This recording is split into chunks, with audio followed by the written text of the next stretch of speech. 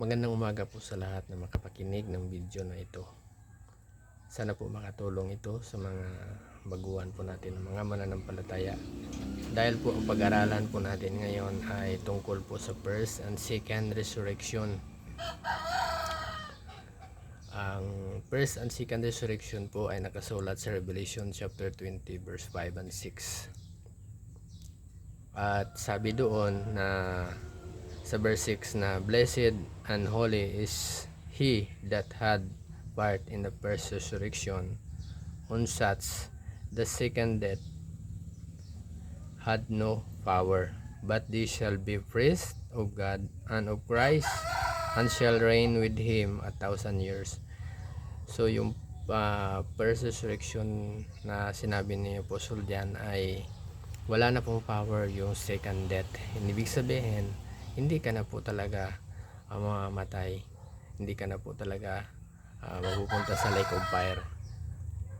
Pero ang second resurrection naman ay mangyayari after 1,000 years. Kasi sabi sa verse 5, but the rest of the dead live not again until the 1,000 years were finished.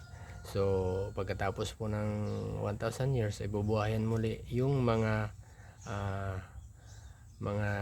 hindi mananampalataya para sa second resurrection. Explain po natin. Nakasulat po ang order na yan sa 1 Corinthians chapter 15 verse 20 to 23. Doon po nakasulat yung order bakit po natin nasabi na ang first resurrection po ay wala na pong kapangyarihan ng kamatayan.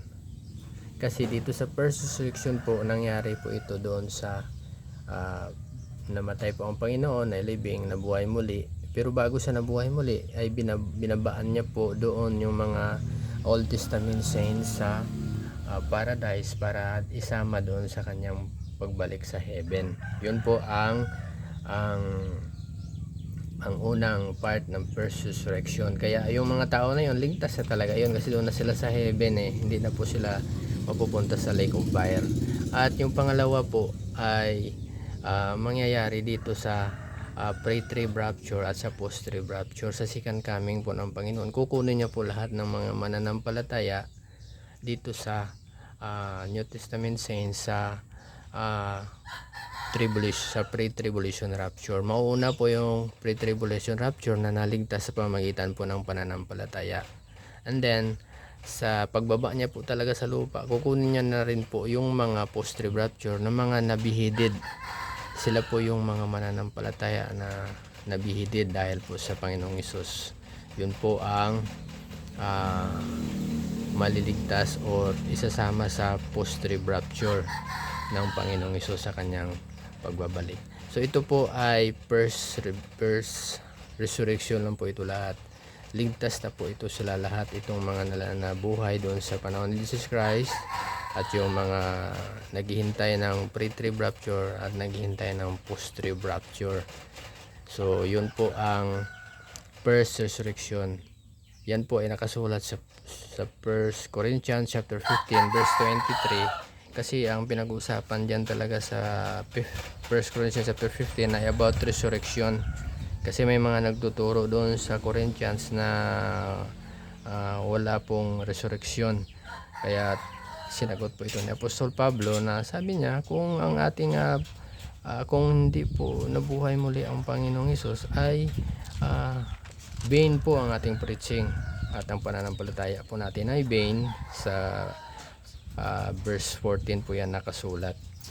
At ini-explain niya po lahat hanggang dito sa baba kasi sa verse 23 sabi niya mayroong order po ang resurrection.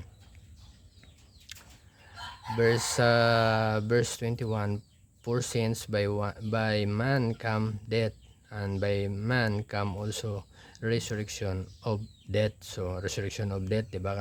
May resurrection po talaga. As for us, verse 22, for us in Adam all die, even so in Christ shall all be made alive.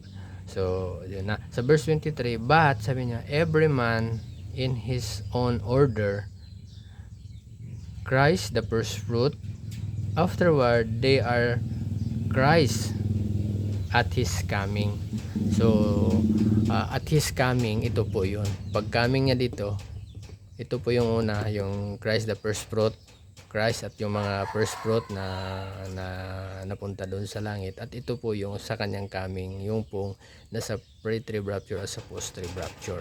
So may order po yan, kaya ito po ay hindi pa po ito nangyayari, itong dalawa. Pero ito nangyari na po ito, 2,000 years mahigit na nakakaraan. At ito po ang hinihintay ng mga mananampalataya po ni Kristo Jesus. Ang pre-trib rapture para sa mga naligtas sa pamamagitan ng pananampalataya. Ang post-trib rapture ay naligtas sa pamamagitan po ng pananampalataya at gawa. Yung mga hindi talaga pagpatatak ng 666, pagpapugot na lang ng ulo para maipakita talaga yung pananampalataya. Pero dito sa pre-trib rapture, yun po mga saints na mga kasama nila Apostol Pablo at mga naligtas sa panahon ng mga apostles at yung mga tinuruan nila at yung mga naligtas simula noon na may totoong pananampalataya kay Kristo Jesus, ay sabi ni Apostol Pablo ay isasama doon sa pre-trib rapture. Naligtas sa pamamagitan po ng pananampalataya lamang. So ito po ang first coming. Pero after 1,000 years, kasi bababa po ang Panginoon dito sa pagkatapos po ng post-trib rapture, ay dito po siya magre-reign sa millennial realm sa Jerusalem for 1,000 years bago po siya aakyat doon sa doon sa eternity. Pero bago yan ay magkakaroon uli ng resurrection para sa mga unbeliever, yung mga hindi talaga naligtas simula sa Old Testament hanggang sa New Testament, hanggang dito sa tribulation, hanggang sa millennial, ay mayroon talaga silang final judgment para basahan sila ng kanilang mga ginawa na hindi talaga sila karapat-dapat para sa eternity doon sa langit, sa new heaven and new earth. Hindi nakita yung pangalan nila sa book of life simula dito sa panahon po ng Old Testament, New Testament at yung tribulation saints hanggang dito sa millennial, ay hindi talaga sila nalista doon sa book of life, kaya sila ay karapat-dapat doon sa lake of fire. Kaya sana po ang mga hindi pa pulitas sa panahon natin ngayon ay manampalataya na po kayo sa Panginoon dito pa lamang po sa church age. Maligtas po kayo sa pananampalataya lamang kung totoo mo pong tanggapin ang Panginoon na siya po ay bumaba dito sa lupa para iligtas tayo ng mga makasalanan. Totoong pananampalataya po. Yun po ang makapagligtas sa panahon natin ngayon sa church age bago ang tribulation. Kasi sa tribulation magkakaroon na po ng works yung salvation dito. Pero dito sabi ni Apostol Pablo, lahat po ng mga mananampalataya ay maliligtas po sa pamamagitan ng pananampalataya lamang. Yun po ang purpose ng video na ito, kasi gusto kong lahat na makapakinig ng video na ito magkaroon po kayo ng pananampalataya lamang na si Kristo ang namatay na ilibing, nabuhay muli para sa iyong kasalanan, para magkaroon ka ng totoong kaligtasan habang ikaw po ay nabubuhay sa lupang ito. So pag ikaw po ay naligtas na, ang iyong hangarin na lang ay maligtas din yung iba para magkakasama tayo doon sa langit someday. At magkakaroon din po ng reward lahat ng mga mananampalataya kung siya po ay magpapatuloy sa paglilingkod sa ating Panginoong Jesucristo. So sana po na nakatulong po ang video na ito. Ang first and second coming ay first and second resurrection. Kung yun po ang katanungan mo ay sana nasagot ito. Hindi man po ito kompleto. Alam ko po na hindi po ako kompleto, hindi po ako magaling sa mga ganito, pero gusto ko pong tumulong sa mga baguhan po natin ng mga kapatiran. To God be the glory.